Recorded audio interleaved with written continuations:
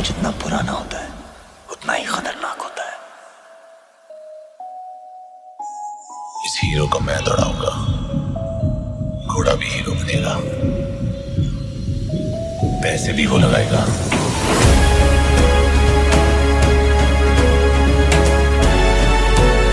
मेहनत से कमाया नाम। रेस फ्रेंचाइजी का ऑफर पहले क्यों ठुकराया था सलमान ने? डायरेक्टर रेमो के शुरुआती दिन कैसे थी इस इंडस्ट्री में? हेलो दोस्तों, मैं नितिन आपका स्वागत करता हूं पॉलीग्रेड स्टूडियोज में। सलमान खान और बॉबी देओल की फिल्म रेस 3 का जब ट्रेलर लॉन्च हुआ था तो इस ट्रेलर में सलमान खान का स्वैग, बॉबी देओल का शर्टलेस अवतार और अनिल कपूर का एक्शन देखने को मिला था। सोशल मीडिया पर ट्रेलर को अच्छे और बुरे दोनों तरह के रिव्यूज मिले थे, जिसके बाद सलमान खान और फिल्म इंडस्ट्री के मेकर्स ने ट्रेलर के लॉन्च के मौके पर एक प्रेस कॉन्फ्रेंस की थी।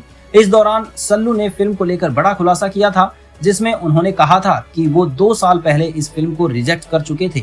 उन्होंने कहा, मुझे ये फिल्म 2 साल पहले ऑफर हुई थी, लेकिन तब मुझे लगता था कि मैं रेस जैसी थ्रिलर मूवी के लिए फिट नहीं हूँ। मैंने रमेश तौरानी को फिल्म में कई बदलाव करने के लिए कहा था, उन्होंने फिल्म में बदलाव किए और फिर मैं इसके लिए तैयार था। और सलमान जहाँ चाहे वहाँ बदलाव ला सकते हैं और उनकी ये आदत देखकर रेस 4 के मेकर्स भी सोचते होंगे कि इस कड़ी में सलमान को लिया जाए या नहीं लिया जाए, और इसीलिए इस बार कोई अभी तक ऑफिशियल स्टेटमेंट सामने नहीं आया है। सलमान जब अपनी मर्जी चला चुके थे तो उन्होंने सोचा क्यों ना इस फिल्म को डायरेक्टर को भी बदल दिया जाए, तो उन्होंने डायरेक्टर की door famous choreographer Remo D'Souza के हाथों में डाल दी। लेकिन एक डांसर से कोरियोग्राफर और फिर एक डायरेक्टर बने रेमो के बारे में लोगों को ज्यादा मालूम नहीं, क्योंकि एक होनहार इंसान की सफलता की कोई न कोई कहानी जरूर होती है।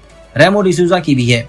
आज भले ही वो एक मशहूर डांस कोरियोग्राफर और फिल्म डायरेक्टर हैं, लेकिन एक समय था जब उनके खाने तक के पैसे नहीं होते थे। कहते हैं कि उन्होंने कई रातें बिना कुछ खाए पिए ही गुजारी हैं, लेकिन आज उन्होंने अपनी मेहनत के दम पर अपनी पहचान बनाई है। उनके डांस को देश भर के लोग पसंद करते हैं, लेकिन क्या आप जानते हैं कि उन्होंने आज तक डांस की किसी भी तरह की स्पेशल ट्रेनिंग नहीं ली है? हालांकि वो मशहूर पॉप स्टार माइकल जैक्सन को अपना डांस गुरु मानते हैं। आइए जानते हैं रेमो के बारे में कुछ बातें। रेमो का जन्म 2 अप्रैल 1972 को बेंगलुरु में हुआ था। हालांकि उनकी पढ़ाई लिखाई गुजरात में जामनगर में हुई थी। आपको जानकर हैरानी होगी कि रेमो का असली नाम रमेश यादव है। वो डांस के पीछे इतने पागल थे कि वो अपनी पढ़ाई बीच में ही छोड़कर मुंबई चले गए थे। मुंबई आने के बाद ही उन्होंने अपना नाम रमेश से रेमो कर लिया।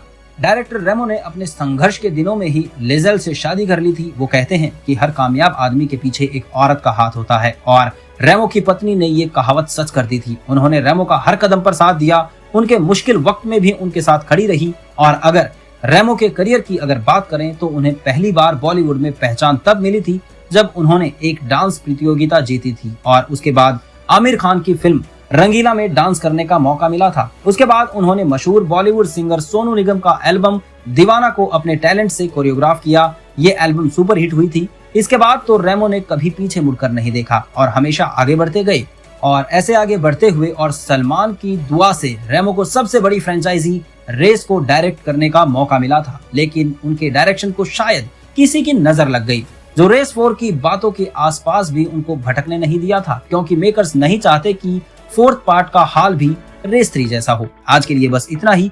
बने रहिए पॉलीग्रेड स्टूडियोज के साथ। धन्यवाद।